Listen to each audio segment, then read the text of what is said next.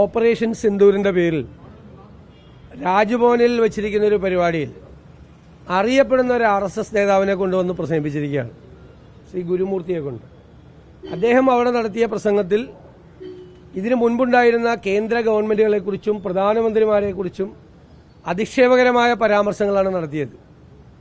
ഇത്തരം രാഷ്ട്രീയ പ്രസംഗങ്ങൾ നടത്താൻ, വിവാദങ്ങൾ പറയാൻ ഉള്ള സ്ഥലമല്ല രാജ്ഭവൻ.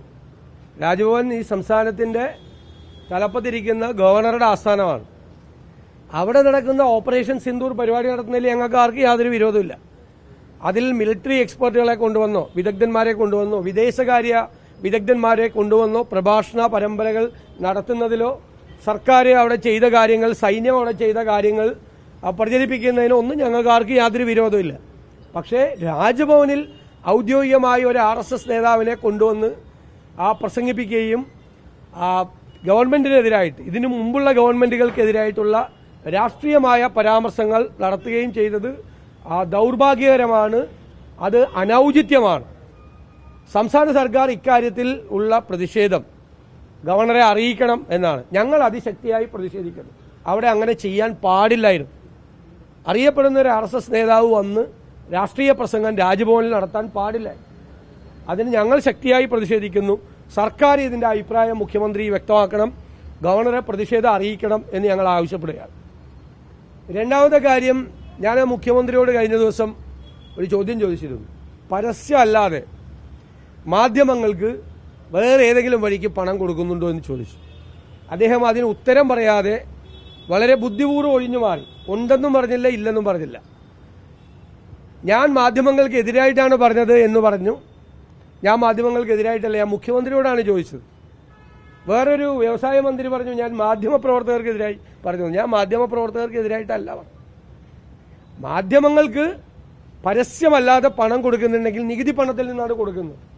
അത് എന്തിനാണ് അങ്ങനെ കൊടുക്കുന്നത്? കൊടുക്കുന്നുണ്ടെങ്കിൽ എത്ര തുകയാണ് കൊടുത്തത്? സർക്കാരോ സർക്കാരിന്റെ കീഴിലുള്ള ഏതെങ്കിലും ഏജൻസിയോ ആ പണം കൊടുത്തിട്ടുണ്ടോ? ഇതാണ് വ്യക്തമാക്കേണ്ടത്. അദ്ദേഹം പറഞ്ഞ പ്രതിപക്ഷ നേതാവ് പരിഹാസനാവുമെന്ന്. ഞാനെന്തിനാ പരിഹാസനാവുന്നത്? പണം കൊടുത്ത് മാർക്കിടിച്ച മുഖ്യമന്ത്രിയല്ലേ പരിഹാസനാവേണ്ടത്? പണം കൊടുത്ത് മാർക്കിടിക്കല്ലേ? പണം കൊടുത്ത് പ്രമോഷൻ നടത്തുന്ന മുഖ്യമന്ത്രിയാണ് പരിഹാസനാവേണ്ടത്. അതിനെ വിമർശിച്ച ഞാനെന്തിനാ പരിഹാസനാണ്? അപ്പൊ അതിന് മറുപടി പറയാതെ അദ്ദേഹം ഒഴിഞ്ഞു മാറിയാണ്. മറുപടി അദ്ദേഹം പറഞ്ഞേ മതിയാവും. ഇതാണ് ഞങ്ങൾക്ക് പറയാനുള്ളത്. അല്ല, സർക്കാർ 4ാം വാർഷികത്തിന്റെ പ്രമോഷനുമായി ബന്ധപ്പെട്ട് മാധ്യമങ്ങളുമായി ബന്ധപ്പെട്ട ഓൺലൈനുകൾക്ക് പരസ്യം അല്ലാതെ പണം കൊടുത്തിട്ടുണ്ട്.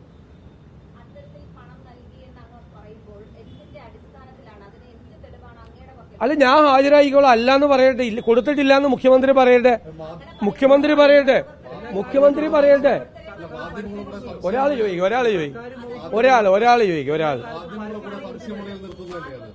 അല്ല, മാധ്യമങ്ങൾ വാങ്ങിച്ചിട്ടുണ്ട്, പണം വാങ്ങിച്ചിട്ട് പ്രമോഷൻ കൊടുത്തിട്ടുണ്ട്.